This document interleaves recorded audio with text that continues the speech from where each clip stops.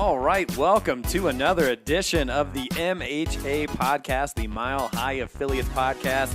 It's Friday, May 17th here in 2019, and we have a lot to talk about on this show. We'll mostly get into really the new faces in new places and let you know what we think about the new moves, kind of catch you up to date. We're not going to be able to get to all of them, but we'll get to as much as we can. And we'll talk about the draft and about some guys that you should really focus on with our draft in terms of who you need to pick up and some guys you need to stay away from. Eric Lansing here with you, of course, with Mike Renault and Todd Diamond. What's up, fellas? First podcast, I guess you could say, of the 2019-2020 season. Yeah. Sure, whatever. Yeah, but right. It's good to have you guys on here. How are you guys? Are you guys excited? Yeah. Here it's summertime. I'm excited. Summertime, my work gets a lot easier.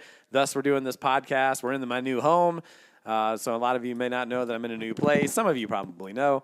So in terms of the moves, we'll get into all of that as we go forward. But there's a move that specifically excites you, Mikey.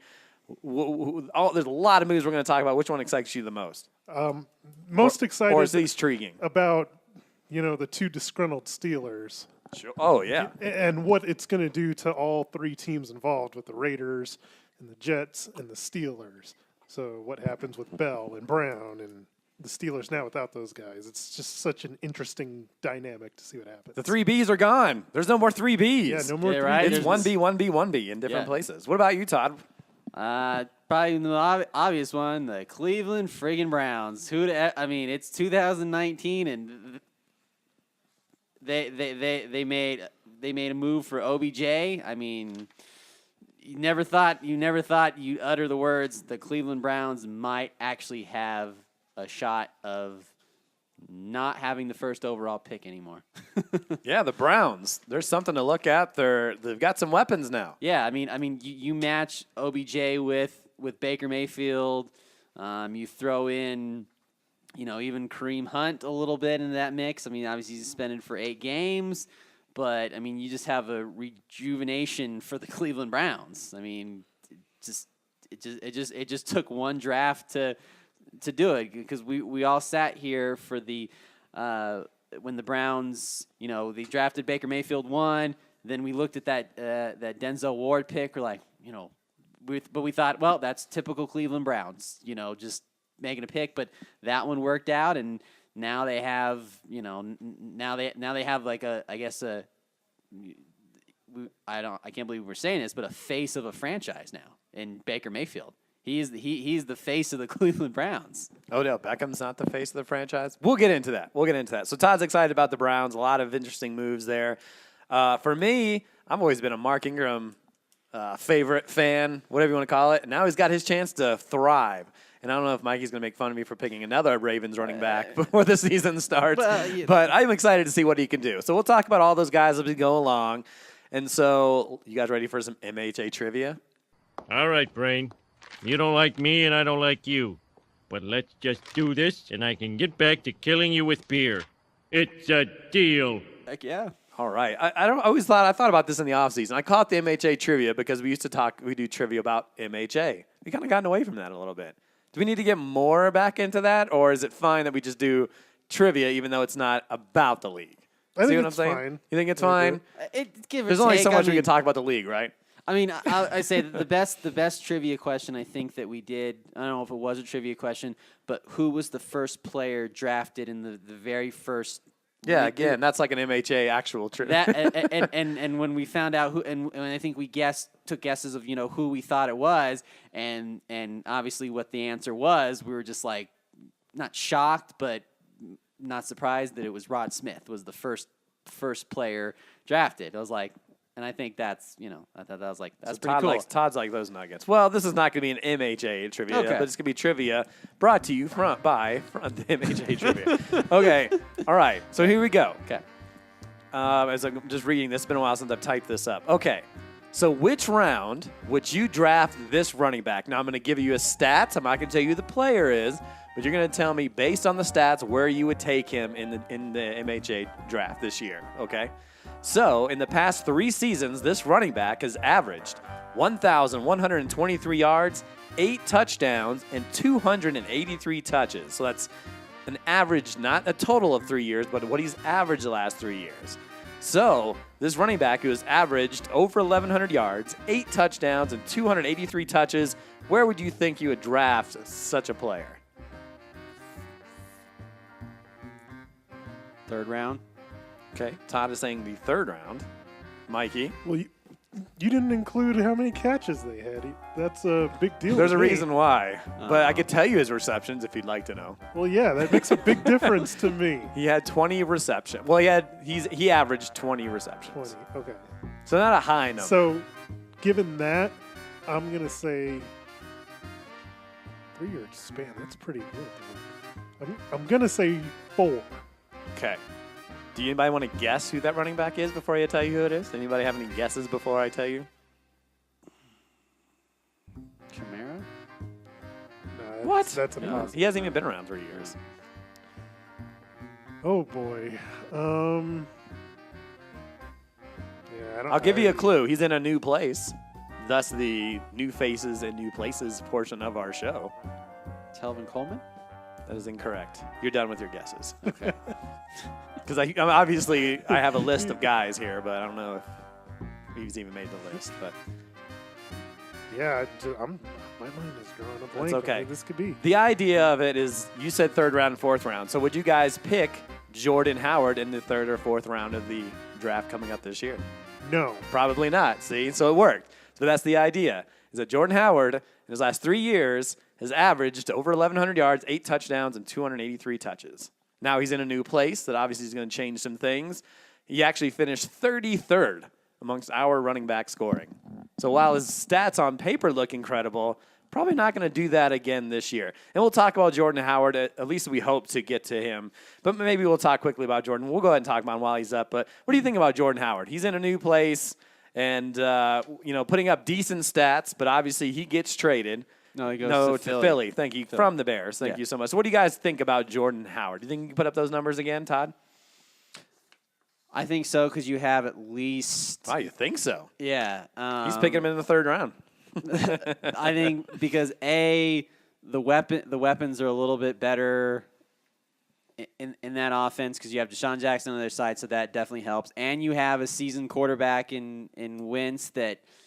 They can obviously get him the ball, and I think that's a little bit more high-power offense, per se. So that's why I think compared to the Bears, where where Trubisky's still, I don't want to say the jury's still out on him, but at least you're going to an offense that's it's battle tested, and I think the opportunities will be there because it gives Wentz another weapon.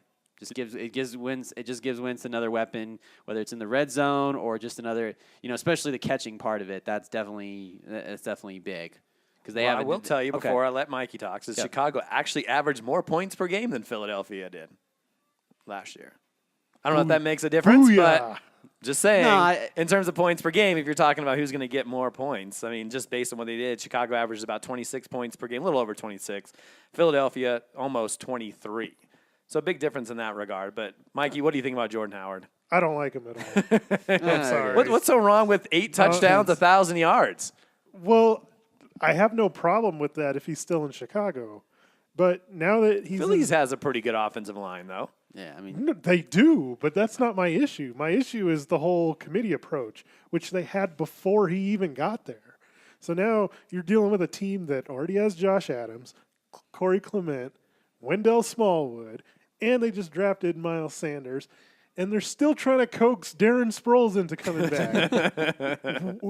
So you're saying he's not getting his 283 touches? There's this year. no way. I mean, that's a tough obviously place. there's going to be an odd man out, but generally Philadelphia, even when they had Jay Ajayi, they were still that committee approach. Everybody chips in. So I can't determine what his role is going to be. And he averaged under 4 yards a carry last year. Yeah, 3.7, which is not a good number. No. But I will say, in counteract, I don't disagree with you, but Philadelphia, 28th in the league in rushing yards per game, which means if you have 4 running backs, you have 0 running backs. And so if they're going to give anybody opportunity they'll at least use him inside the 20s. Maybe they don't use him inside the 10-yard line, the 5-yard line, but he's a guy who I don't know if he just fell out of favor in Chicago or if he's starting to regress. I mean, he's only been in his 4th year, so there's still time for him to do some stuff to make some magic happen. I still think he's usable. But it just depends on how they're going to split up the carries. They brought in Ajayi to do what they wanted to do. He got hurt. They never really got to see what they're going to do. So tell me what round you would pick Jordan Howard in. It's early. Things can change, but let's talk about today. It would have to be 10 or later. Wow. You think he lasts that long, though? Maybe not. Well, no, not with Todd. They'll pick him in the 3rd round. But since you're asking me. Yeah, I'm asking you. That's where I'm looking at, because I don't want to have to rely on somebody that I don't know is going to get that volume. You know, it's a spot start at most. Who starts? Who knows at this point? Who would you start? If I was the Out Eagles, of all those guys you just mentioned, who are you starting? Honestly, it's Jordan Howard. It's Jordan hard. Howard. It's hard to say. It could be Miles Sanders, they seem to like but qualities of all of these guys because they're all, different in some way. Right.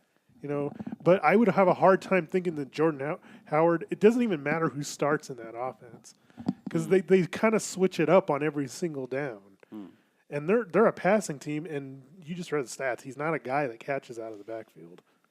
So, but I think they're going to become a running team because relying on Wentz to do too much has not worked in their favor. Mm-hmm. They need to run. There's a difference between needing to run and what a coach's actual style and what he wants to do. I agree with that. Yeah. So that's probably enough on Jordan Howard. But unless you want to add anything, Todd. But that's Jordan Howard. I just thought that was interesting that it goes from being 4th round for Mikey to 10th round just based on the stats. But I get it. It's Jordan Howard in a new place. All right. So, there's really no news and notes.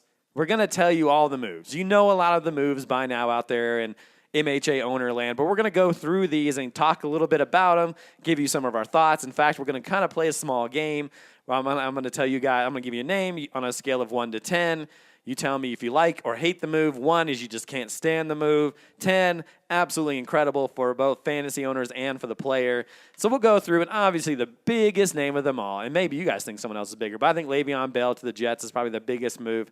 Here, he finally signs after sitting out a whole season, 4 years, $52 million, $35 million guaranteed.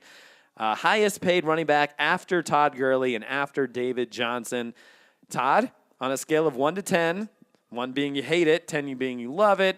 Give me that number, and then you can just rant about what you think about Le'Veon Bell to the Jets. I gave it an 8. I didn't give it a full 10 just because he's going from a Hall of Fame quarterback to one that's still that's just in a 2nd year.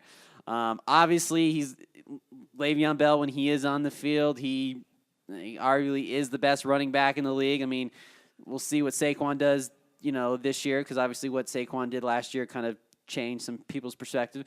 But when Le'Veon can catch, run, do everything you ask him to do, but the only difference is just on his terms or whatever. Obviously, we've seen what you do. But is he gonna put up from the last season he actually played in the NFL in 2017? 1,291, 9 touchdowns. Is he going to be able to put that up, especially now where teams are going to, hone in on Le'Veon Bell. They're gonna stack the box. They're gonna do everything because they're gonna make Sam Darnold try to beat him. Obviously, Le'Veon Bell. Do you still draft him in the 1st round? I think if he's there toward the end of the 1st round, I would draft him, and obviously that's where I'm going to be picking. So if Le'Veon does fall there, it wouldn't be a bad pick. So that's what I think on Le'Veon Bell. So Todd says an 8. Mikey, what do you think? I have him at a 3. Ooh, goodness gracious! So Mikey is not fond of the move at all. Is it because of Le'Veon Bell? Or is it because of the Jets' offense? What is it? It's everything. I just don't think it makes a lot of sense to me. Okay. And they're already having problems between him and Adam Gase. I have that. I heard that yesterday. That's out there. But, it's very concerning he's coming off a year without playing. There was rumors that he was out of shape. there's an argument to be made that the quarterback is worse than he had in Pittsburgh. The offensive line is worse. The weapons around him are worse. The coach is worse. So I would have a hard time believing that he's going to get anywhere close to the Le'Veon Bell we saw 2 years ago. That's not to say that he's not going to be productive, but to be the elite of the elite, I'm not buying it. I just don't really like the situation that he's in New York. I don't think it makes sense at all. Last time Le'Veon Bell played was on January 14th, 2018. So a long time, a lot of football, especially as a young man where you only have so many years, especially as a running back, where their life's supposed average lifespan is 4 to 5 years. Is it fair to, and I don't know if this helps your case at all, but I was just looking at stats from other running backs. Obviously, James Conner finished 6th in our league in points. DeAngelo Williams, very good in his time. So is Le'Veon more of a product of the system that he played in, or is he an elite running back? He is an elite running back. Like, Okay. if you watch him, you could say he passes that so-called eye test. He's probably, in my eyes, the most patient runner in the NFL. He's really good about sitting back, waiting to find his hole, and then kind of taking off. But that's where he had that, comfortability with a really good offensive line in Pittsburgh that kind of allowed him to do that. And now I don't know if that's the case anymore.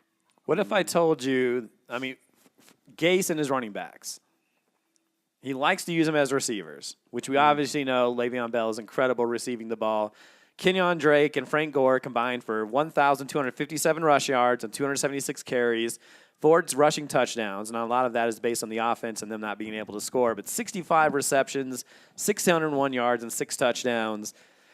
If I told you Le'Veon Bell would run for 1,300 yards, have 65 receptions and 10 total touchdowns, what do you think about that? Is that Todd says he should go in the first round. That's not really first round numbers, but would that raise your 3 up at all? Well, no, because when you're talking about somebody that's in that elite, like we're talking about a guy that's probably like top 5 fantasy player in the league, I have to hold him to a higher standard than I would,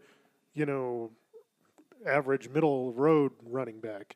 And so, and that's why I'm saying he still has that capability of being top 15, top 10, but I'm judging him based on, I think can he get back to where he was? And that's where I don't think he can. But I think, too, obviously not, and this is a double-edged sword, but obviously not playing for a year, it's not, he has some tread left on the tires, too. And obviously, and if the rumors are true that obviously that maybe he's out of shape a little bit, but to some degree, I think that would be beneficial, because obviously taking off a year and getting your body right and coming back, I think that would help, especially Le'Veon Bell, because if he says he's going to be ready, that obviously because he's been skipping the OTAs and the volunteer, whatever the case may be, that he says he's going to be ready.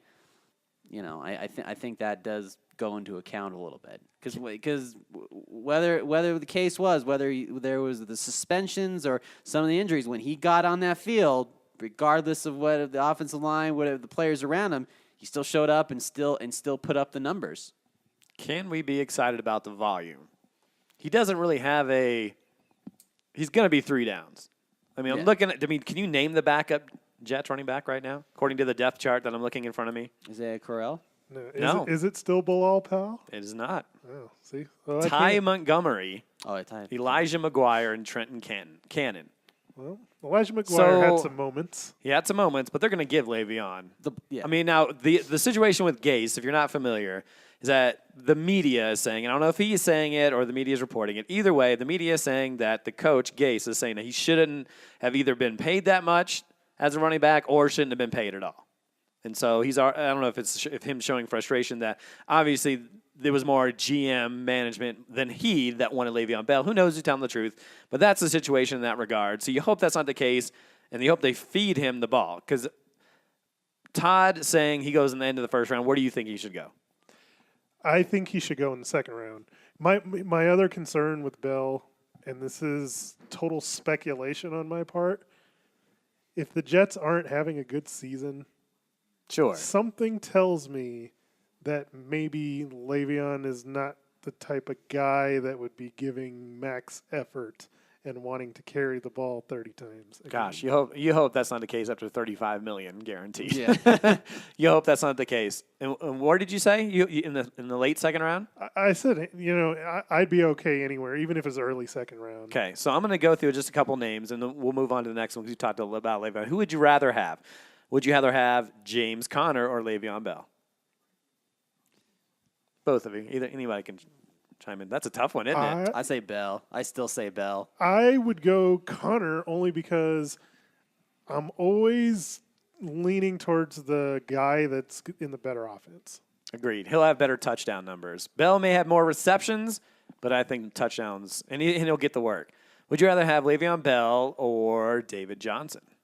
Talk about a couple of bad offenses there. Bell. I'm going to go Bell. Yeah, You're going to Bell. go Bell? Okay, and we'll do one more. How about Le'Veon Bell or Joe Mixon? No, Bell. A lot of people love Joe Mixon. Bell. I'm going to go Bell there, too. Okay. So that's Le'Veon Bell. We'll see how things go. We'll see if he says he's ready to work. We'll see if he's going to be ready for work. All right. So speaking of one of the killer bees, Antonio Brown traded to the Raiders, got a new 3-year deal worth $50 million. And, we're almost kind of talking about the same situation where he was in a great place with a great offense with a Hall of Fame quarterback, going to a place that obviously the offense is not as good, probably not as bad as the Jets, but he goes to the Raiders where he's going to be the number one. So on a scale, we'll go with Mikey first, on a scale of 1 to 10. Do you like the move? Do you hate the move? I got it as an 8. Wow, that's pretty high. Okay. Explain why. Well, I honestly think this is going to be a situation where Oakland and Gruden are going to want to feature him, like really target him heavy. I mean, the Raiders are a team that passes the ball a ton anyway. Didn't they say that about Amari Cooper? Yeah. It's different though. Like Antonio Brown they're different receivers. Brown can do everything. He can run these little short routes. He can run the screens. He can go deep. That will help Derek Carr a lot more. I mean, the Raiders run a lot of short stuff, and Brown's the type of guy that you can hit him on a 5-yard in, and he can go and make a play out of it. I think he's going to really help Derek Carr, who quietly had an okay season last year. I was surprised by how many pass yards they actually have. They were, Oakland was 18th in pass yards. So a little bit better than I thought they were going to be. Yeah, their offensive line was terrible. But, if that can improve, that'll help Brown too. But Brown's the type of guy that I just think like this is going to be the year just force feed the guy. And he'll have his usual over 100 receptions, that 12 to 1,400 yards and 8 to 10 touchdowns. Goodness, I think that's ridiculous. But all right, Todd, 1 to 10. I had just at a 7. Okay.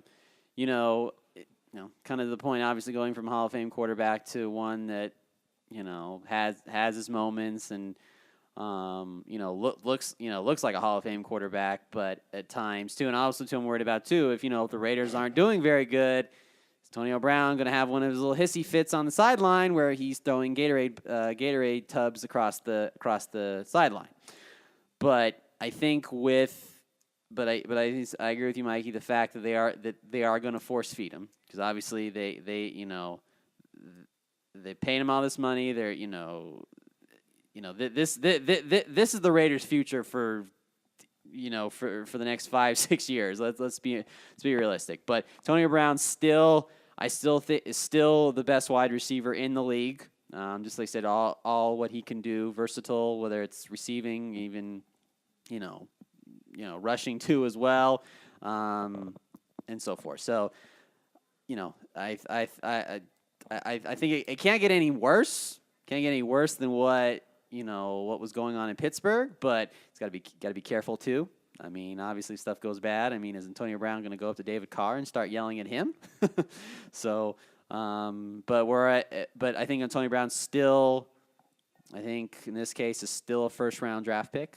In league, so I think Antonio Brown's he's not gonna have he's gonna have close to what he did in Pittsburgh, but Might just come up just a smidge short. I don't understand you guys at all. Do you know who the quarterback is? Do I you know how know many it. touchdowns Derek Carr had last year? Anybody want to guess? I think it was like 22, It was 20. 19. Close. 19. Yeah. And someone that had Amari Cooper on his team and couldn't do anything with him. I'm not saying he's as good as Antonio Brown, but he had someone on his team and still couldn't do anything with him. They traded him, and look how better Amari Cooper was with Dak Prescott. They're different guys. Oh, my gosh. They're it's different Yeah, guys. it's what. Look, I understand Antonio Brown is a once-in-a-lifetime guy. He's an elite guy. He's probably going to go in the Hall of Fame. I have it as a 5. Like, he's going to be solid. He's not first-round material. At least I'm not picking him in the first round. But, man, oh, man, he's already – I've already read something. He's not even going to play in the preseason. Fine. What do you mean, fine?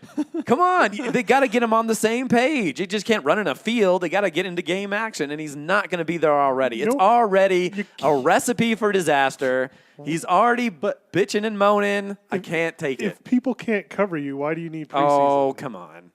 Thank you, Renault. It's not. It's one thing to run around. It's another to have Derek Carr. You got to have that balance. You got to have that chemistry. You got to be able He's to understand. always open. Yeah, But that's Derek true. Carr, all right, it's Derek Carr. He's not that good. But maybe Antonio He Brown. threw for 4,000 yards because they had to because they were behind in games. And his completion percentage was almost 70%. Almost the best in right, his career. it was 70%, but when you're throwing it to your tight end all the time, well, I mean, he's not throwing it deep.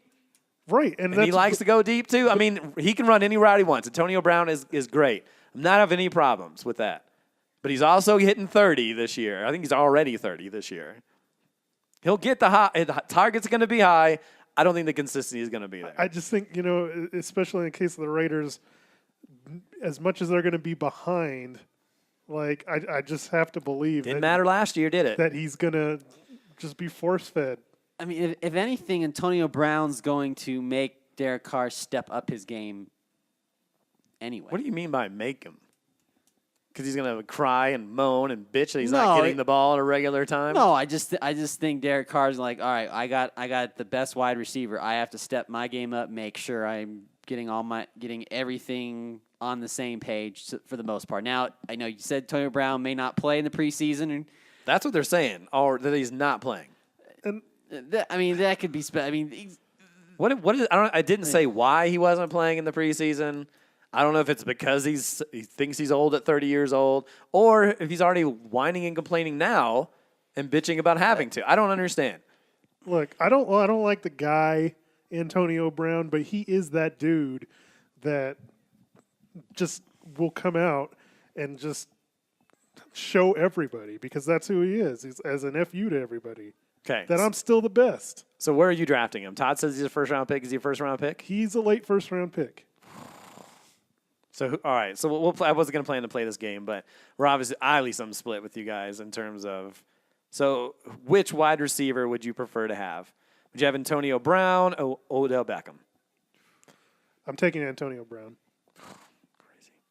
Yeah, And I like Odell Beckham. yeah.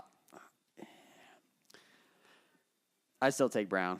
Yeah, I still take Brown. All right. How about the guy who's going to be replacing him in Pittsburgh, Juju? Who would you rather have, Juju or Antonio? I'm taking Antonio. And I love Juju. I'm taking Antonio. Taking Juju.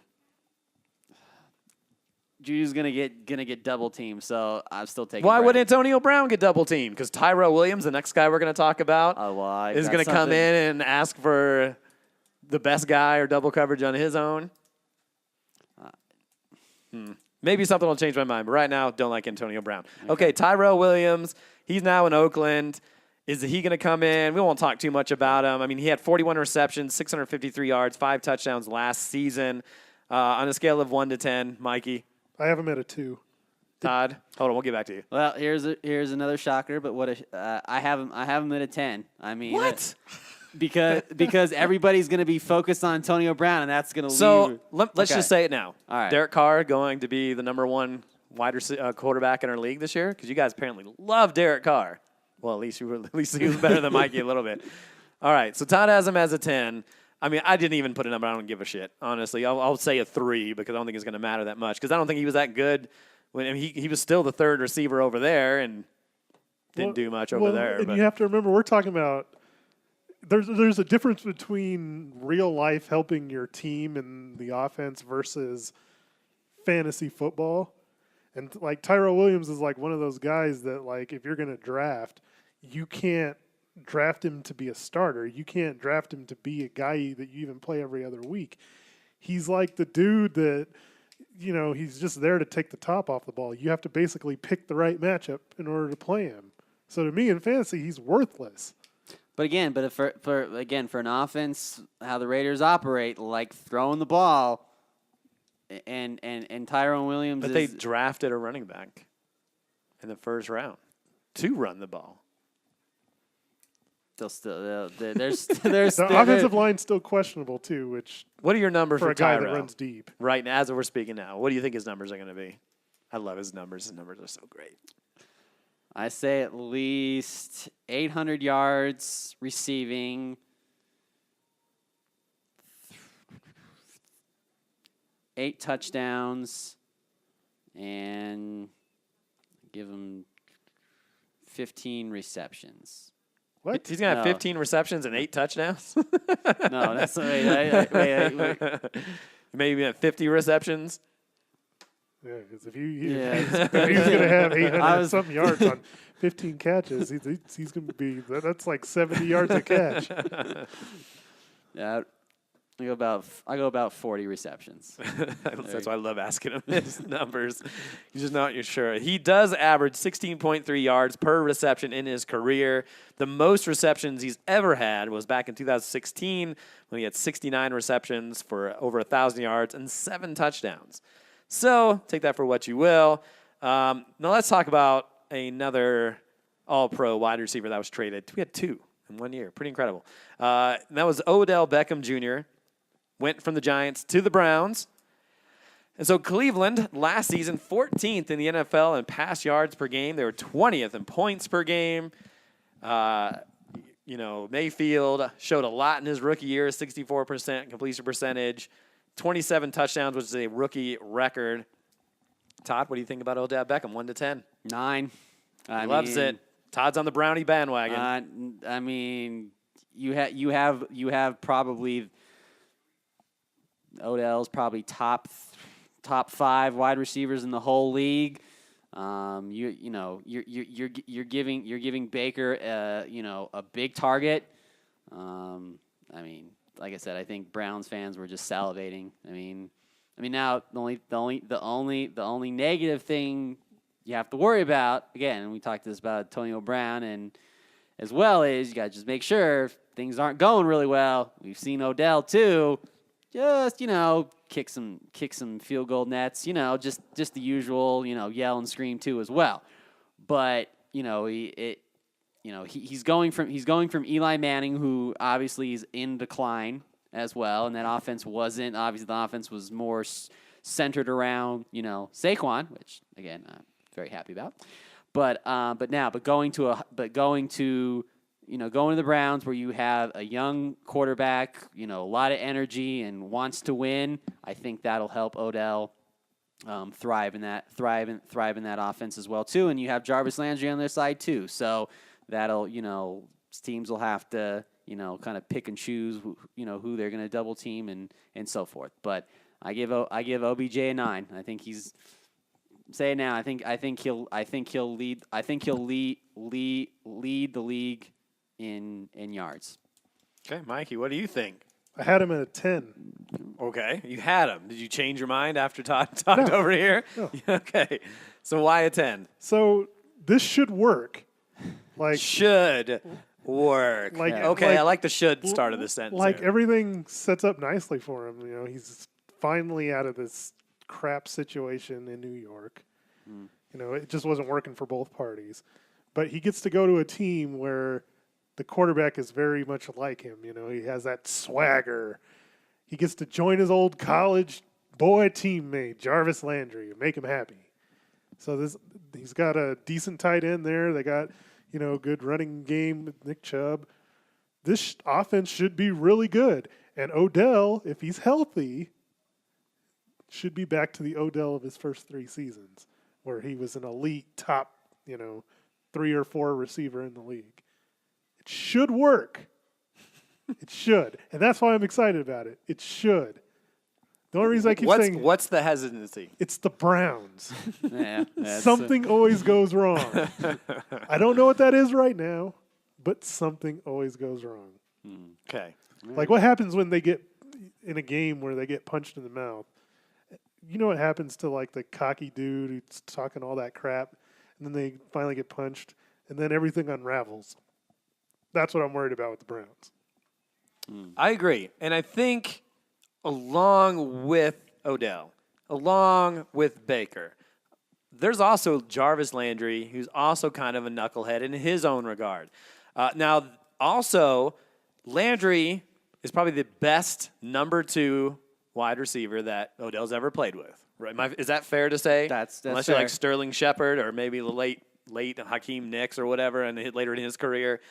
So it's just a matter of, for me, I only put it as a 6. And the only reason why I do that is because there's so many options, which is exciting for Browns. But you got Jarvis Landry. You got Nick Chubb, who's shown a lot of ability as well. David Njoku is also there. Antonio Callaway, who they can't stop talking about. I know you guys don't like Eli and the Giants, but he was the man, even despite Barkley. They gave him the ball. They said, here you go, here you go, here you go, here you go. And as a fantasy owner, maybe not a football owner or an actual NFL GM owner, that you want that. You want to be like, I want the ball, and they keep giving it to him. When I traded him, I loved watching him because it was like, here you go, here you go, here you go, here you go. Did he score as much touchdowns? I mean, still, he had 6. So, but that's not that high, but they kept feeding him. Now, in this return, Landry's they paid him a ton of money already to come in, and he had 149 targets last year. So I think the targets aren't going to be there. I don't think he's going to put up the numbers he put 3 years before. I think it's going to be some more similar to what he did last year, whether it's around 70 receptions, maybe close to 1,000 yards, maybe 6 or 7 touchdowns, just because there's too many other options out there. And then there's going to be moments where they're going to get beat, and they're going to be pissy and moany, and they're going to be bitching to each other on the sideline. And I just don't think, you talk about a perfect situation, I don't think it's a perfect situation at all. You want to say something? I do. I think it's actually a good opportunity for him to break out and Come on, Mikey. be double digits or more in touchdowns. Like when you watched him play with the Giants, like everything was so hard. Like, Sure. yeah, Eli was throwing to him, but you watch it and you're like, man, he's double covered every play. Like these passes sometimes are nowhere near him, and everything seems so difficult. With all these other things around him now and a better quarterback that can even throw on the move, things should be easier for him. And you saw early in his career when Odell Beckham, things are easy for him and he can get into space. It's where he makes the big, home run plays. And that's what I think you'll see more of from him. I know this is going to sound ridiculous, but you got to listen to me, okay? Is Baker Mayfield a better quarterback than Eli Manning? 100%. Right Because now, yes. Eli Manning had one of his best years in terms of completion percentage of 66%. It's deceptive. Sure. Because because a lot of that too was to Saquon too. I can throw to you, a foot in front of me I don't know. for 80%. I don't know if you could. But I know we're like 5 feet away. But he has a rapport with Odell Beckham where Baker Mayfield doesn't yet. I'm not saying he can't get there. But we've only seen one season.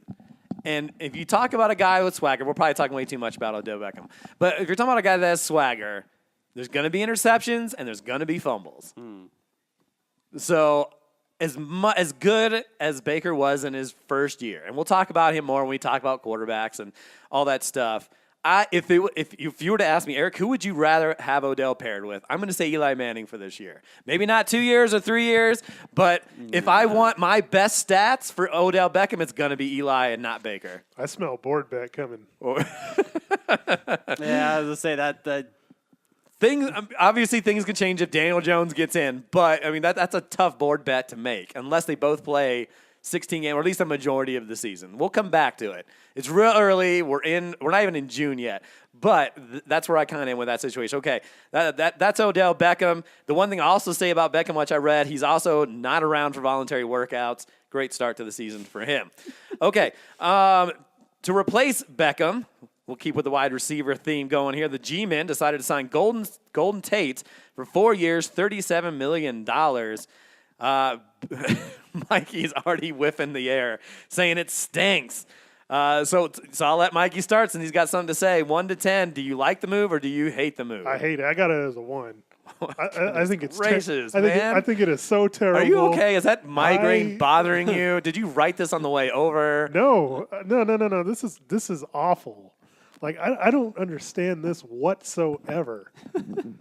Like you could already see like the Golden Tate train starting to lose steam last year. You know, this is a guy that was so heavily reliant on receptions already. He's not a big touchdown guy. He's entering his 10th season. Are we really worried about the Giants scoring touchdowns? No, and that's the I was thing. worried about catches. Why? This was a guy that was terrible last year in Detroit, and I give him a pass for that because the whole Matt Patricia offense was bad, and so was Stafford. But then he went to Philadelphia. Wasn't any really better there either, which there's no excuse for that. That's a tough good situation. offense. You're being traded to a team that is coming off its Super Bowl hangover. I don't know if there's such a – I think if you're going to give him a pass, you give him to – I mean, he's going to have a whole offseason to work with Eli and figure things out over there. Now, I think you also have to temper your expectations. We're not expecting – Golden Tate to come in here and put up Odell Beckham numbers. No. Okay. That's not what I'm asking you. So here's my other But thing. you hate the move because, Eli can't get it to him. He's not going to get enough. We know the touchdowns. He couldn't get more than 6 with Odell. Right. I can't see Eli getting him. Eli sucks. Okay? I'm just going to say it. He sucks. He's old. He's over the hill. He threw 66% completion percentage on a team that had to throw because they were losing every game. To their running back. So here's my other thing. Like Golden Tate's played his entire career in the slot. Correct. Their other receiver is a slot receiver in Sterling Shepard. They thinking about maybe moving him. That's what I hear too. Moving him to the outside. None of this makes sense to me. He is not happy. We'll get back to you here in a second. Okay. Todd, what do you have him at? I have him at a 7, just because I think kind of a fresh start. Obviously, I agree with you. When players are traded in the NFL during the season, that's tough because usually it's tough for players to acclimate to a new team really quickly during the season. But the touchdown part, to some degree, I could care less about the touchdowns at this point. He gets a lot of receptions. That's all I could care. That's all I could care about. And I'm not drafting him high by any means. If he's there in the, I'd maybe the 10th round, which I wouldn't be surprised. But that would actually be a good value there because he could get you a lot of receptions. So. And if they're moving Shepard over to the outside, they can put him back in his quote unquote happy place in the slot as a slot receiver, and we're all kosher.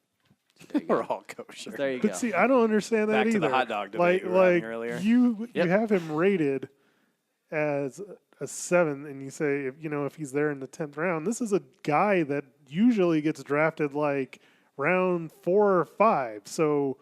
Because there was a point in time he was averaging 90 receptions with Detroit. So now if he's 10th, then my 1 makes sense. You're not excited about him. I guess it's a tough question to answer in terms of if you like the move. He likes the move because he's going to get a lot of receptions. Maybe he should go higher than 10th. But, it's Todd. I don't know what to think. But the thing I'll say, I had him as a 5 because I feel like it's a wash. I think it's like he's back in Detroit. He's in a quarterback who's not very good. He's going to have to throw a lot because his team stinks. I don't know if he'll get 90 receptions. The team's booty. He'll probably get between 60 and 70, some around 700 yards, and maybe 4 or 5 touchdowns. Let me ask you this, though. Outside of Barkley, who is the number 1 receiver? Is it Ingram? Is it Sterling Shepard? Is it Golden Tate? Who knows? That's I'm the asking problem. you right now. That's the problem. I want your opinion. Yeah. Who do you think the number 1 receiver outside of Barkley? And you can say Ingram. I don't even know that that's the case, but it probably is. What? It probably is. It probably is Evan Ingram. Okay. If he can stay healthy. Okay. What do you think, Todd? I think Shepard. I think Shepard's gonna. Shepard is so overrated. It's overrated, but It's going to be Golden Tate. He's going to get 60 to 70 catches. Barkley's going to get 100. Yeah, of course. Yeah, well, we know that. But, there's only so many targets to go around. Yeah, well, Barkley's going to go number 1, so we all know that. Barkley's going to go number 1, so we all know that. So we all know that. Yeah, well, Barkley's going to go number 1, so we all know that. Yeah, well, Barkley's going to go number 1, so we all know that. Okay, trying to get back. Okay, so let's get into some more running backs and talk about a guy who has thrived in an explosive offense in the past, but will now have to earn his fantasy points on one of the slowest teams in the league, in the Baltimore Ravens. Mark Ingram is now in Maryland and will more than likely be the lead back in Harbaugh's system. 3 years, $15 million.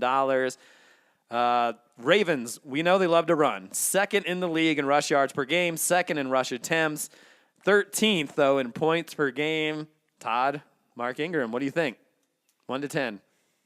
5. 5, and why is that? Well, he's going from Drew Brees to Lamar Jackson. Definitely a different offense where, obviously the Saints throw the ball, so that's where a lot of teams, focused on, obviously.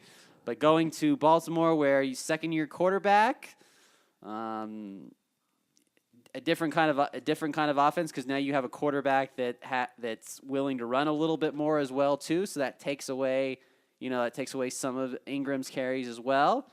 But I mean, the only reason I go with the 5 is because he's still capable and still very capable running back that I think you can still rely on. Now, obviously, he'll probably be the leading back. He won't have to worry about Kamara, taking any carries away from him.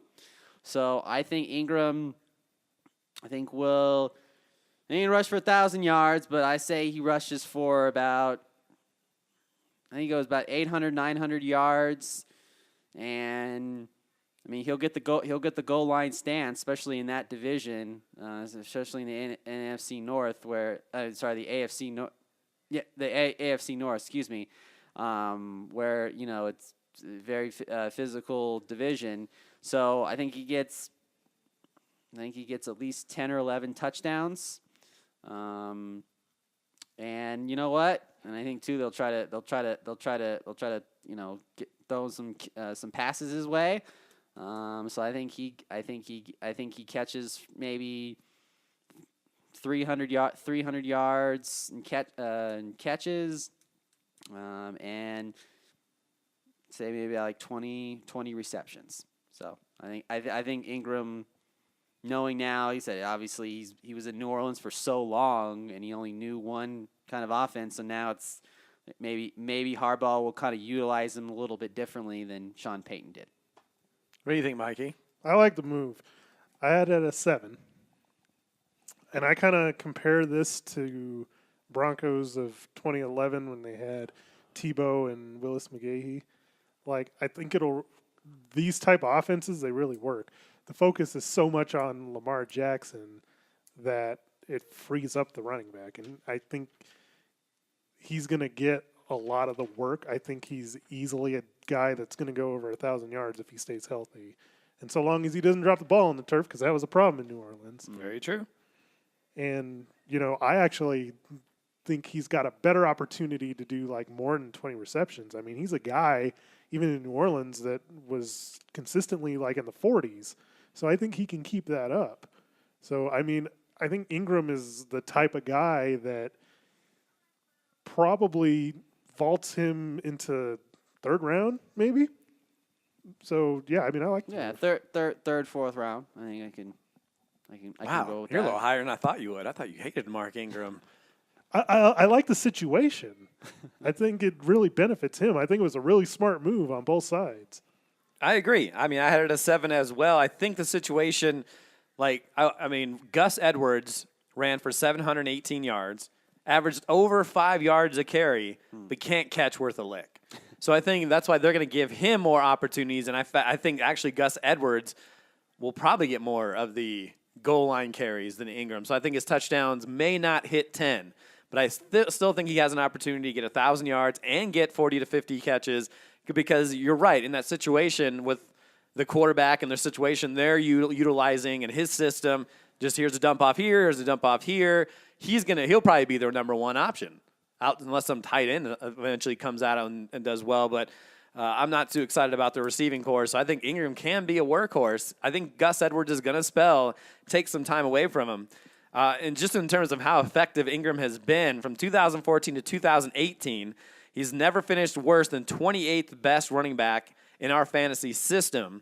Last year, he obviously finished 28th because he had a 4-game suspension. If he would have played all 17 or all 16 games, he would have finished as 17th. So he's just one of those guys that's always productive. As long as he's not fumbling the ball, stays out of the doghouse. Obviously, he won't be in Harbaugh's doghouse anymore. But I like it. I like to see what he can do. Okay, we're going to speed this up a little bit, and maybe we'll do a couple more. We've been about 45 minutes in, and if we don't get everybody, then we'll find, and we'll talk about draft, and we'll have other shows. So I know Mikey's he did a lot of work over there, and it's not going to go for naught, I promise. All right, so Tevin Coleman, Mikey, 1 to 10. What do you think? 49ers. He went to the 49ers, agreed to a 2-year deal, $10 million. He's only 25 years old. Mikey says 2. How come? Same situation as Jordan Howard. There's just too many cooks in the kitchen in that place. I mean, I know 49ers like to run the ball, but like they already had signed Jerick McKinnon to big money the year previous. Who's coming off an injury. They're like similar players. Yep. So it didn't. That move made no sense to me. They still have Matt Breida.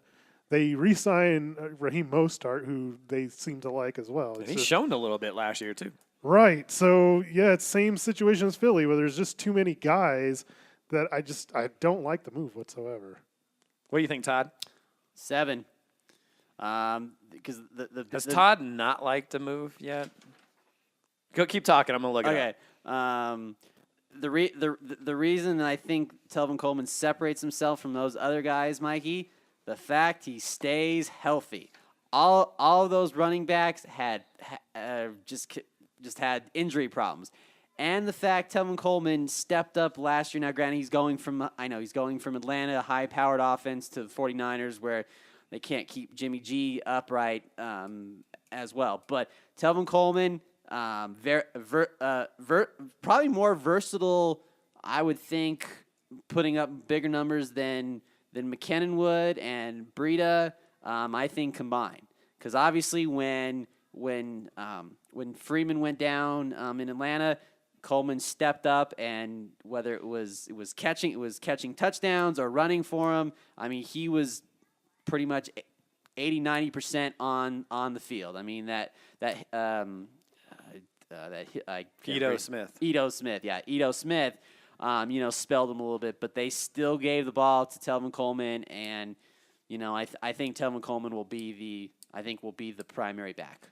I think will be the primary just because I think it just will come down to the fact the injury. He's not very injury prone. He stays on the field. And I think that's what the 49ers need is just something consistent. Now, is Tevin Coleman elite wide running back? I don't think anybody's saying that. Well, but I'm just saying I think just the fact why the 49ers did sign him, because he's consistent. He's even consistent with Freeman when they were splitting time. He was just consistent enough where he could get you, 10 to 15 points, each week. So that's why I'm high on Tevin Coleman. I had it as a 6, and here's the reason why they signed him. I think Jerick McKinnon is not progressing as well as they hope to. He's coming off a major injury. I think Kyle Shanahan, who obviously is very familiar with Tevin Coleman, spent 2 years with him. He likes having that second guy. And so if McKinnon's not 100%, Mostert, it doesn't hurt. I mean, he's got him at a fairly cheap deal at 2 years, $10 million.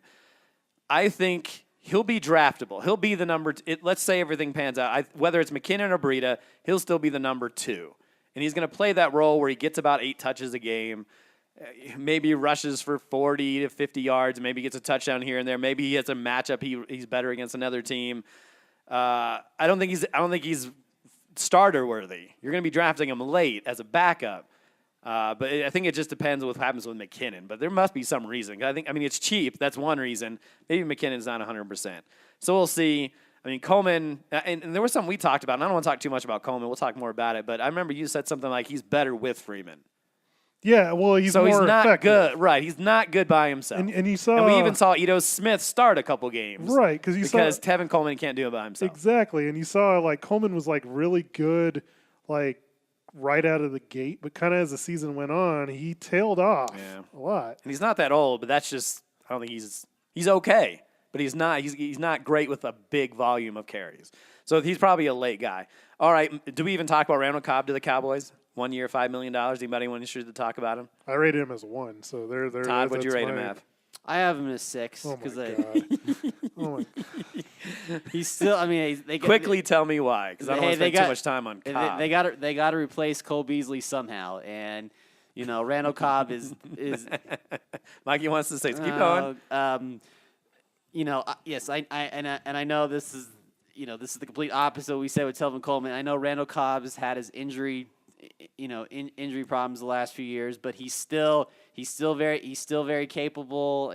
He's versatile. Like you can make him as a running back. You can rush and put him in the slot, put him on the outside, put him on the bench. You can leave him at home. Look, Mikey, go. I'll be quick. No, we need to be quick. Todd brought up the perfect point, and he said that he could replace Cole Beasley. That's fine. My point about that, and this is why I rated him as 1, who wanted Cole Beasley on their team? No, I mean, really. Honestly, Dak Prescott does. That's it. But from fantasy. But as a fantasy-wise, exactly. He had 1 year where I think he had 90 receptions, if I'm not mistaken. I could be wrong on that, but that was 1 year. Yeah, it's just... Yeah, and he hasn't been good since 2015. Cobb hasn't. Cobb hasn't. And that was with Aaron Rodgers. Cobb hasn't had more than 6 touchdowns in a season in the last, he hasn't had more than 6 touchdowns in the last 4 years. He did have 12 in 1 year, way back in 2014. Hasn't had more than 66 receptions, or more than 66 receptions in the last 3 years. So has to deal with Cooper, has to deal with Gallup. Sure, he'll be in the slot, and that's where Dak likes to throw it. But that's definitely not a guy we're super interested about. Last one. All right, this is the last one we're going to talk about before we talk about the draft. Nick Foles to Jacksonville, 4 years, $88 million, $50 million guaranteed, 22 per season. Todd, 1 to 10. What do you think about Nick Foles to the Jags? 6. It's definitely. Mikey already has. As soon as the word. This is what makes the show so great. Do you have him at -1, Mikey? If I could, if one wasn't the lowest. Mikey's following the rules. Okay. Okay. The reason I have him at 6, obviously, is definitely an upgrade from Blake Bortles. That's for sure. Obviously we saw what he did in the last week of the championship game for our league, but we won't talk about that. But he's very capable. I mean, we talk about whether it's flyers or or matchups or matchup quarterbacks or bye week, whatever the case may be. He's very capable of it. Now I know it's kind of he's the guy now. I mean, it's you don't have to worry about Carson Wentz, breathing down his neck and anything. I mean, this is it. This is the Jags wanted an upgrade, and obviously Nick Foles won a Super Bowl. I know, saying goes too. We always talk about it too. Jeff Hostetler won a Super Bowl too, but that doesn't mean that doesn't make him a Hall of Famer. But I think it's definitely it's an upgrade. It's an upgrade for the Jags offense. Somebody who's in there that's willing to, that knows how to win and not obviously winning a Super Bowl. That's the if anything, that's the biggest chip he's got, because he can go, hey guys, I've been to the mountaintop, and this is how we're gonna win. So that's why I have it as 6. Okay, Mikey, rebuke. So I have it as a 1, and I would have had it lower if I was given the option. Of course you So would. what Nick Foles is? Nick Foles is like the story of Cinderella, where she has to get out of the ball by midnight, or the carriage turns back into the pumpkin and she ends up in the dress and it goes to rags. Mm-hmm. That's what's going on here. Philadelphia is all the nice stuff. Jacksonville is the pumpkin and the dirty rags. It's just it's a terrible situation. Before he had Zach Ertz, now he's got Jeff Swan and James O'Shaughnessy. He's got garbage there. He goes from having Alshon Jeffrey to Marquise Lee, Dede Westbrook, DJ Chark. I mean, on a team that's super run heavy under Doug Marrone that wants to play defense and, has a crappy offensive line that can't protect him. It's not Nick Foles' fault, but he's going into a place where he's going to be exposed. Okay, I don't like this move at all. I think that he's a okay quarterback, but he's in a bad situation. His stats are going to reflect it. So not draftable? Not for me. He's just going to be super average. Is he draftable, Todd? Yes. Oh, he's at least. I mean, obviously, toward the last rounds of the. They gave up 53 sacks last year. Jacksonville did, by the way. Yeah, they have one of the worst that's- offensive lines. Yeah, but that's Blake. Blake Bortles is god freaking awful. I get it. They gave us, but Blake Bortles is god freaking awful. Who's he throwing to? Zach Ertz was like one of the best tight ends in the league. That was his blanket in Philly. These two pieces of garbage.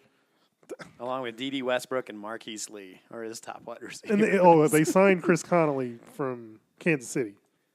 Okay. Nick Foles has never played 16 games in a season. Never. He had 13 in 2013. Has never thrown for more than 3,000 yards in a season. He had 2,800 yards in 2013. He's only had 36 rush yards his entire career. And 36 rush yards in the last 4 years. With an offensive line that's not good. It's going to be a rough year. Only reason I picked 5 because anything's better than Blake Bortles, and maybe this induces some life into the team that they're trying to spend money and trying to move forward. But it's going to be a tough season. He's definitely not draftable in our league. All right, so we'll talk about the other new guys. We know there's guys like Jordan Howard. We kind of talked about Adrian Peterson, who's actually stays.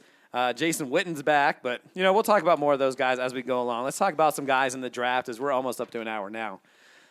So we're going to talk about these guys in terms of how fantasy worthy they are, if they help the team, all that kind of stuff. With the first pick in the 2019 NFL Draft, the Arizona Cardinals select Kyler Murray, quarterback, Oklahoma. Obviously the number 1 overall pick, Kyler Murray to Arizona. He obviously had an incredible senior season with Oklahoma. Man, he goes into the toughest situation. I'll just throw out some questions, and you guys can talk about it. Will he play right away? Is he worth being drafted?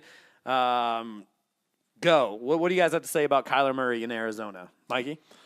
I think that he's going to play right away. They're going to give him the keys. I mean, they didn't draft him number 1 for no reason, and they just got rid of Josh Rosen. So, yeah, he's going to be in there right away. As far as whether or not he's draftable, I think he's in that line of, backup quarterbacks that you can take a chance on late in the draft. Your Jameis Winstons, your Marcus Mariotas. I mean, we've yet to see what this Cliff Kingsbury offense is going to look like. But, I mean, he's pretty pass-heavy in college, and I think his mobility is going to help him, especially with that offensive line, which is probably the worst in the league. And I didn't really see them get very much better. So I don't think he's going to be spectacular, but they'll be behind enough where it's worth taking a flyer and just seeing what you get. Todd, what do you think about Kyler Murray? I agree with Mikey. I mean, obviously he's going to play right away, and like I said, his athleticism is definitely going to help him because everybody's going to look at that, the Patrick Mahomes kind of situation. I mean, the athleticism and the spectacular plays and all this and so forth. So I think somebody will definitely draft him in our league. I worry that he's going to get drafted too soon. People, I think, are going to see what Baker Mayfield did last year and get a little excited about it. Now, you hope they do it as a backup situation. Some don't take backup quarterbacks, some do. But I think Baker Mayfield's season was kind of an anomaly. He had some really good games where he had to throw a lot. The offensive line was way better than what Arizona has on their squad. He has some decent weapons in Fitzgerald, David Johnson. We'll see what Christian Kirk ends up being. There's always going to be that time. I mean, I'm looking at the depth chart for Arizona. They have Brett Hundley and Charles Kinoff. I'm not even familiar who that is. But those are his. So he's probably going to play right away unless they sign some sort of backup. Maybe they don't feel like he's ready. But he'll probably play from day one. I'm fine with him if you draft him as a backup. But if it was me, I'd wait and see how things are going. If I wait on a quarterback, maybe I stay close, and if he starts having some good games, we'll see how that goes. How about Daniel Locke to the Giants? How much will he play in 2019? And if he does, is he helping or is he hurting the offense? Todd? You mean Daniel Jones, right? Oh, Jones. Sorry. That's okay. Thank you. That's all right. I mean, it's just I think it just really just depends on how Eli plays. I mean, if the Giants are 0-5, obviously after week 5, then I think he'll play right away. He's the fact he's being mentored behind a quarterback that's won 2 Super Bowls and is accomplished a lot. I think that definitely does help. I think we were all a little. I think obviously when we were predicting what draft picks were going to happen, I don't think you had Daniel Jones. And I did, just because obviously what I was hearing and everything, and I think it was the whole David Cutcliffe situation and all that. But I think for the most part, I think Daniel Jones is just going to just be hitting the bench. I think just hitting the bench and like I said, unless the Giants just suck it up, the first couple weeks of the season, and they say that's it. Let's just get him in there, because ultimately I think either way, obviously you have to play him because you drafted him 6th overall. I mean, you can't to some degree, if the Giants are having a bad season and you just keep continuing on with Eli Manning and you let Jones just sit there, that might be bad. That might be bad for reality and fantasy all at the same time. So I'm going to ask you this question. But we've already kind of talked about Eli a little bit. But let's say they're having a bad season. But Barkley's putting up his numbers. Evan Ingram is putting up numbers. Eli can create numbers for fantasy owners. But if things are going bad, do you think Jones can come in and start producing better numbers? Because obviously this is a fantasy show, not how they're going to do in NFL-wise. But in terms of fantasy, do you think Jones can come in and put up better fantasy stats, or do you hope Eli finishes the season and being able to do what he did with Barkley and Evan Ingram if he gets better this year? Well, if I have one of those players, I'm hoping Eli plays the whole season. Thank you. That's what I was hoping to hear from you. We've seen this kind of play out like previously, like with a bunch of different quarterbacks. Like especially, I think the last one that I can remember was Mitchell Trubisky, where the team, was struggling, and then your rookie comes in like week 7 or 8, and they just really struggle to find footing with anything offensively, which is what I think would happen with Daniel Jones. So Daniel Jones is not draftable. I would think if you did have any of those players, Eli, you would want Eli to finish out that season. My prediction is that won't happen, and that you'll see Daniel Jones at some point towards the end of the year. Agreed, wholeheartedly. Giants 11th in the NFL in pass yards, 11th in pass yards per game, 16 in points per game. So if you're someone that owns Tate, Saquon, Evan Ingram, maybe Sterling Shepard, you kind of want Eli to hang around. All right, let's go to T.J. Hawkinson, tight end, to Detroit. I don't know what this team does with tight ends. I just can't figure it out. We saw what Eric Ebron could do in a better situation. So Detroit's going to try another first-round draft pick on a tight end. What do you think about this, Mikey? Well, I mean, I've only watched highlights of him in his plays at Iowa, and he kind of looks like the real deal. He's got really good hands. He was somebody that you could see as a good route runner that was able to beat, linebackers down the field. But the situation for me is not good. Like, you saw how bad Detroit was on offense last year, how bad that offensive line was. They couldn't protect Stafford. They had no clue what they were doing with their running game. And tight ends in general, especially rookie ones, tend to struggle. So with Hawkinson, I don't think he's going to be like this big breakout guy in his first year. Like, I have a feeling that it's going to take time to develop. He will get drafted. You know that, right?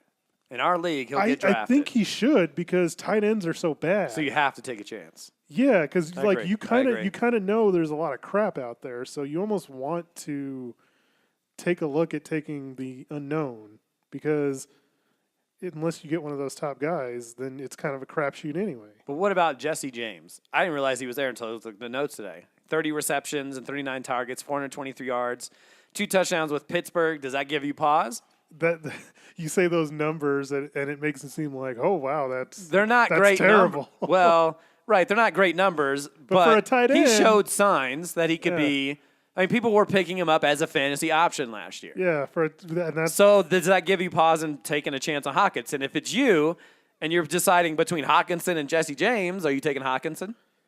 I would probably take Hawkinson, okay, because I'm going to take the guy that I think has more potential in that situation. Todd, what do you think about Hawkinson? I'm waiting to see. I'm like, you'll just leave him free agency, and if he has a couple good games, you'll pick him up. Because I mean, we talk about how I said obviously how tight ends are just crap. I would if I'm gonna draft if I'm drafting crap out of a tight end, I would rather have one that's maybe that I already seen already that I feel more comfortable with comparing to at least it's like picking the shiniest piece of crap you can find. So I mean if both tight ends are crap, you want to pick the one that's the shiniest. Such introspective here from Todd. Shiny poop. Shiny poop. Yes. Can you guys tell me Yeah. who the leading tight end for Detroit was last year in terms of receptions? This is why they drafted a tight end in the first round. I didn't Is realize. his last name Roberts? It is not, my friend. Is it? Like, he's on the list of tight ends who caught passes, but he wasn't the top one. He's a former Falcon. Oh, Toilolo. Toyola. That's right up there with Toilet Lolo. Yeah.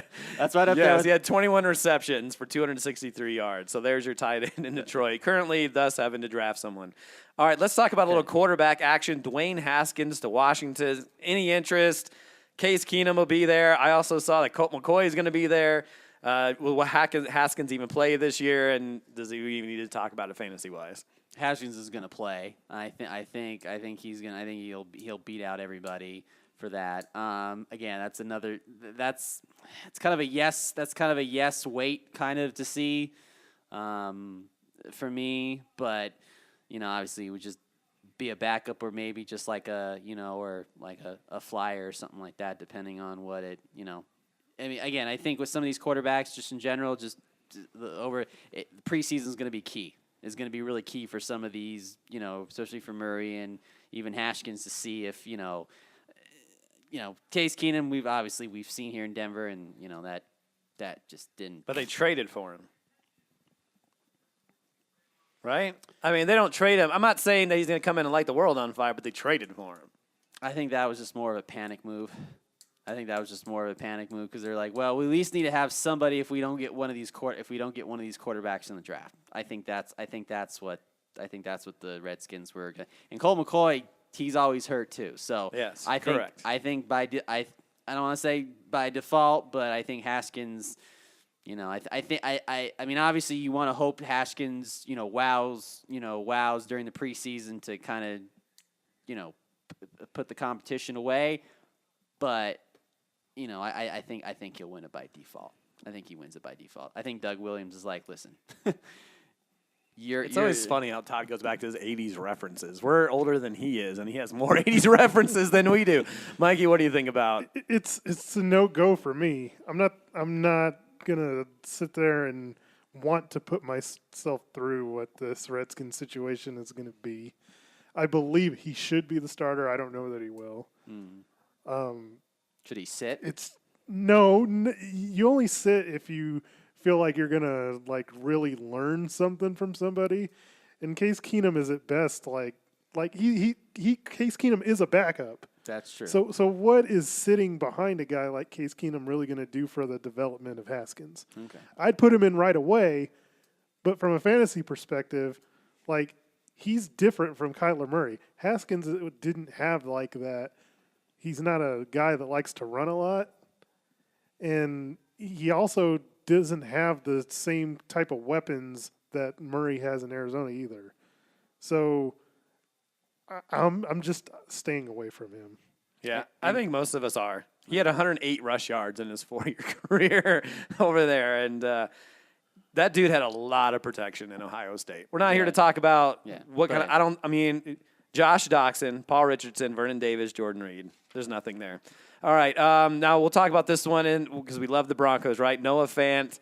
Do we love the pick? Do we hate the pick? Obviously, he was at Iowa behind T.J. Hawkinson, but he put up apparently good enough numbers over there. What do you think about Mr. Fant, Mikey? I'm going to preface this. I said I like Noah Fant for the Broncos and the future, but I don't really like Noah Fant for fantasy player maybe per se right away. This year or ever? This year. Okay. I think he's going to be a really, really good player in his career. But this year, I'm not so sure. And again, it's just I haven't seen what this offense with the Broncos is going to look like yet, so I'm skeptical of saying he's going to go out there and light the world on fire. And I know a lot of people say, well, Joe Flacco loves his tight ends. But then when I really looked at it, if he really hasn't like had a tight end that's been exceptional since like the days of Todd Heap. That was a long time ago. So really, how much does he love his tight ends? Now, is that because he doesn't like throwing to his tight ends, or he doesn't have any healthy tight ends? It's a little like bit how many times have we heard about their tight end just getting hurt, and they draft a high one, and then he gets hurt, and it just never seems like they have. It's a little bit of both. Here's what I think about I think he's draftable, but he'll get drafted in our league. He's gonna get drafted. He'll be solid. I could see him catching like 40 balls, maybe having like 400 or 500 yards, 3 or 4 touchdowns. Okay. But serviceable for a tight end, which is crap.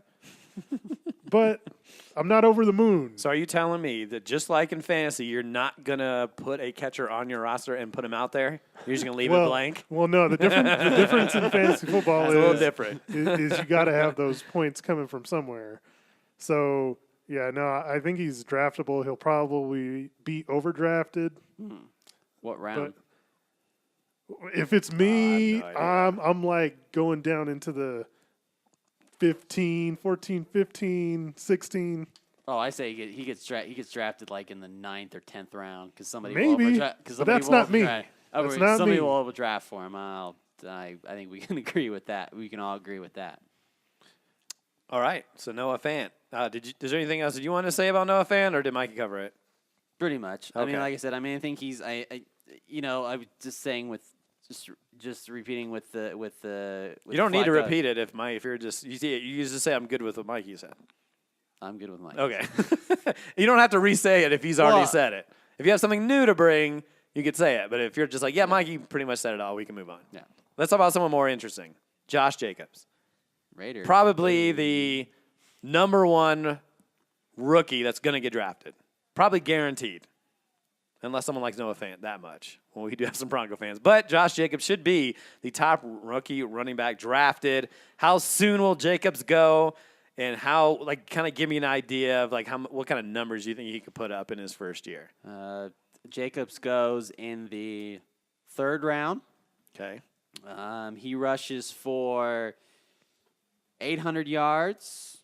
And I give him 11 touchdowns.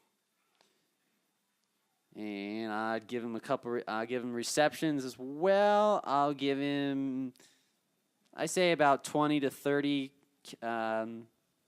catches for 300 and some yards. What do you think about Josh Jacobs? Do you like those numbers that Todd just threw out there? The numbers are fine. This one was kind of scary to me because every time I kept looking at him, I kept thinking to how much I liked Royce Freeman last year, and maybe I overreached on it. Oh, you overreached. Not May. So, I think that if Josh Jacobs is what they keep saying, that he's going to be the 3-down, bell cow for the Raiders, that he probably should be drafted late 3rd, early 4th. Okay. And then I think, if he has a decent enough preseason, he'll probably he can move up. He can move up to early 3rd. I'm hesitant to say late 2nd. That seems like a reach. But you never know, man. These rookie running backs every year seem to just pop. Well, yeah, exactly. Early, right after the draft, you don't know. And then as we get closer, they skyrocket. I mean, we've seen Fournette go early. We've seen a lot of these running backs go early, 2nd round, because of the guy they didn't want isn't there. In terms of, are we worried about Doug Martin? Are we worried about Jalen Richard? No, he's going to come in and be the number 1 guy, right? Richard had 68 receptions last year, and Jacobs, he had 48 receptions in 3 years with Bama. Any concerns? I'm not worried about Doug Martin. I was so wrong about Doug Martin too last year. I'll take my L on the way out on that. He's repeating it again. That's how bad it was. He's willing to announce it again. But yeah, I don't know what to think about Jacobs. I think he'll eventually go in the third round, depending on how, like as Mike said, the preseason goes. He's got a great opportunity. If he's as good, now in 3 years, 251 attempts, 1,500 yards, around 6 yards per carry, and 16 touchdowns, along with 48 receptions and 5 touchdowns. Those are pretty decent stats, although I think a majority of those came in his senior year. But with the Bama system, they only have so many running backs, and they always run them all. So it's hard to say exactly what he's produced. If anything, that means he has more mileage on his legs because he hasn't had to be a full-time running back. So, I mean, I think the sky's the limit for him. If their offensive line can get a little bit better, if they figure out a system, I mean, if Antonio Brown could take some of the pressure off, he could be a really good player. And I'm pretty excited to see kind of how his preseason goes. We'll keep moving things along here. Marquise Hollywood Brown to a place that's far away from Hollywood. In terms of Baltimore Ravens, is he worth a draft pick? He's 5'10", 160 pounds. Ravens 22nd in the league in pass yards per game. What do we think about Hollywood Brown? I say he gets drafted. I think he definitely, they were going into the draft. They said he was like the best wide receiver, in the entire draft. So you definitely pair him up with, with Lamar Jackson. Gives Jackson a speedy weapon to throw the ball to, or just dump it off to, whatever the case may be. So, I know that's kind of saying what happened with John Ross. John Ross was this fast wide, and obviously he was a little bit more injury prone. But I think Brown definitely is the real deal. The real deal. Interesting. I think he's like a end of the draft type late round guy that you just take a shot on. He's not going to be, I don't think any receiver in that Ravens offense is going to be like a high reception type guy. But I think Brown's going to be like more of a specialist type guy. And I'm intrigued by how the Ravens try and use him because, yeah, he's a receiver, but you can use him in a way that Kansas City tries to use Hill, where you're doing, different things like using him on reverses, different types of runs, setting Wide up receiver screens. Yeah.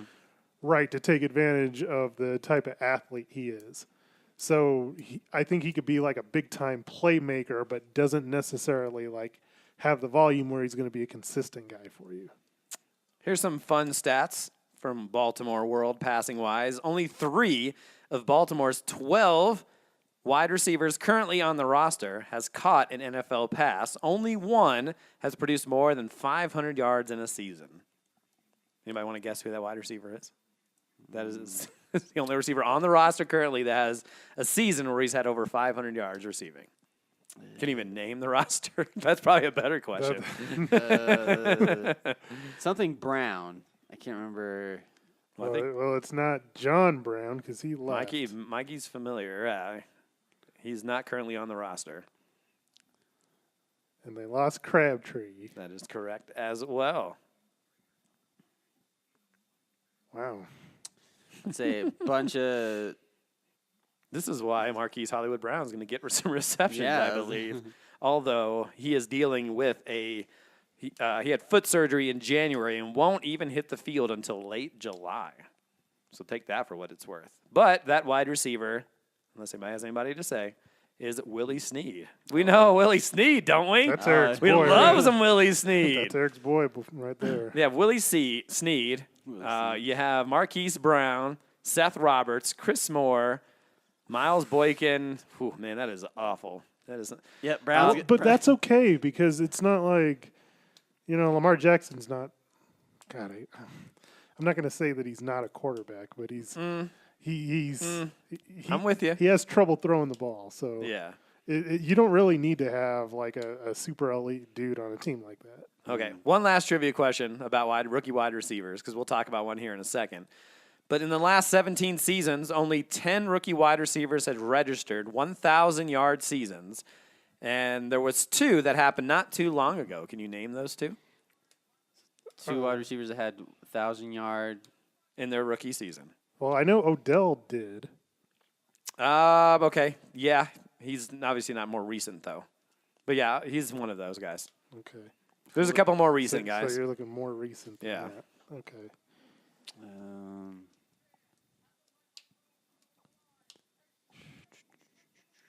One of these guys is one we kind of talked about, but more as an afterthought in the question. That doesn't make any sense. But Well, it's probably Amari Cooper. He's always very an good. afterthought. That's very true. Good job, Miguel. This guy was in 2016, if that helps you at all. No, not really. Todd's better with the dates Like, than like I am. I was trying to remember because I know, like, this may be a shot in the dark. Jordan Matthews was like really good in his rookie season. Then he sucked afterwards. Correct, but he's not the right one. Okay. This guy's still pretty good. So 2016 is the class he came out of.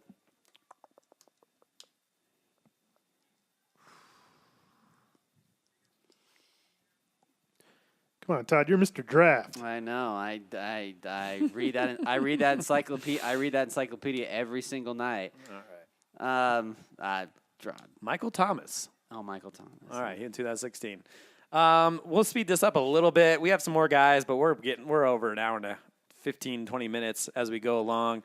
Do you guys like N'Keal Harry, Patriots? Any interest? Arizona State. Is he going to get drafted? Is he attached to Tom Brady? So what does that mean? That would be the only reason why I would do that. But Yeah, because Like, he's attached to Tom Brady. my issue with drafting that? any rookie on the Patriots is they're not going to play right away. You know that. But now they're going to have to because no Gronk, though. They're a more run heavy team in general. It's not the Patriots of years ago where they're just like super efficient heavy pass team. So But doesn't Harry give Tom Brady, kind of the Gronk factor now? Because I mean He's not a tight end. yeah, though. he's not. but he's built like a tight end, tall like a tight end though. Is he coming into the everybody's favorite Chris Hogan role? The most overrated player in fantasy football. No, I just think that gives Tom Brady just a bigger target now. He said, according to Fantasy Pros, that he's a guy that doesn't get good separation, but he's good at grabbing those contested balls. So that's similar to Gronk, but he's definitely no Gronk. I understand he's not. But I mean, Gronk, they have but Edelman, Demaryius Thomas, and Phillip Dorsett, and we still don't know what's up with Josh Gordon. Yeah. So It's not for me. Not there's year one. not at a lot least. going on here. How about Miles Sanders to Philadelphia, Penn State running back, sat behind Barkley for 2 years, had 1,200 yards, close to 6 yards per carry in his senior season. Any interest in Miles Sanders? it's more of a wait and see what he does during the preseason.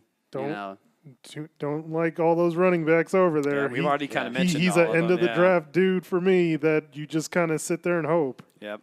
Mecole Hardman to Kansas City. He's from Georgia, second-round pick. We obviously know we don't know what's really going on with Tyreek Hill. They have Sammy Watkins and Demarcus Robinson, Travis Kelce, at least in terms of guys getting targets. Any interest? Yeah, more of a late round flyer. Not for me. Like, it's obvious what they were trying to do, trying to cover their butts, like in case Tyreek Hill's out. And speed is there, similar to Tyreek Hill, but like I watched some highlights with him, and he didn't have like the shiftiness. They're not the same player, and as a rookie, Tyreek Hill is hard to replace. It's not for me. Okay, not for you. A guy that Pete Carroll really liked, and apparently a lot of people, at least according to the Combine, wide receiver DK Metcalf, 6'3", 229 pounds, into the second round. He was the 9th wide receiver taken off the board. Any interest? Yes. I mean, Todd was enthralled with his incredible Combine. That gives Russell Wilson a big old target that I don't think Russell Wilson's had since he's been in the league. So there you go. I watched a little bit of him and kind of made my own comparison, and this is what I came up with. I said, it reminded me of Michael Floyd or David Boston. Ooh, goodness. So, some gross wide receivers there. Yeah, it's just like he's not – you could tell the dude doesn't know how to run routes. Like, you can only do two things with him in my book. He can run a fade, he can run a go route. And in Seattle, like a go route's like the worst possible thing. They got a terrible offensive line. And that Schottenheimer offense is not like built to take advantage of like taking the ball down the field. But the thing is, when you're talking about, he doesn't know how to run routes, you can teach that. Randy Moss and Terrell Owens didn't know how to run routes very well, and they're in the Hall of Fame. So you can teach a player to run routes. But if he's physical enough and jump up and get those 50-50 balls, come on now. That's gold. He's also suffered 2 season-ending injuries in college, one to his neck, one to his foot. Definitely can't teach people to stay healthy either. He does get in a situation where Doug Baldwin retired. He's had a father and uncle play in the NFL, so take that for what it's worth. But there is a lot of stuff saying he's a one-dimensional type of player, as Mikey mentioned. He struggled in the agility drills in the combine, but he's got elite straight-line speed, so I saw that as well. If he's there in the last round, you drafted him? No. Okay. The only other 2 names, we'll talk about it real quick. Any interest in Deontay Johnson to Pittsburgh? Take over for Antonio Brown? No, really, no. Yeah. Yes. I do. I mean, track record alone with Pittsburgh and their ability to find these receivers. But they still have James Washington too, right? Oh, sure. Yeah, they got James Washington. They still have Eli Rogers. They still have Ryan Swifter. They got a lot of weapons. But So from a guy that doesn't like a crowded backfield, a crowded wide receiver core is okay? sure, absolutely, especially because I know Pittsburgh is going to use these guys. Okay. Yeah. All right, Deontay Johnson. And the last one I have, and we could talk about other ones, but Darrell Henderson to the Rams, just because we don't know what's going on with Todd Gurley.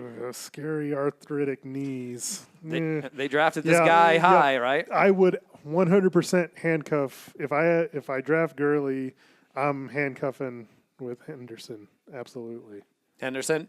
Yeah, I think he'll get drafted. Yeah. And I think any of us would, especially late, because it doesn't look good for Todd Gurley. Anything else you guys want to mention? No? We hit a lot of stuff. We hit a lot of stuff. We sure did. And we'll have a lot more shows as well. I mean, we're over an hour and a half. I think we're about an hour and a half right now. But this was the first podcast here of the season. We talked a lot about some new faces and new places. We talked about guys we kind of like in terms of the NFL draft and where they're going to be, how they affect anybody. So maybe for the next show, do we want to do some more news and notes, new faces and new places, or do we want to start doing some like position previews type of stuff? I think position battles.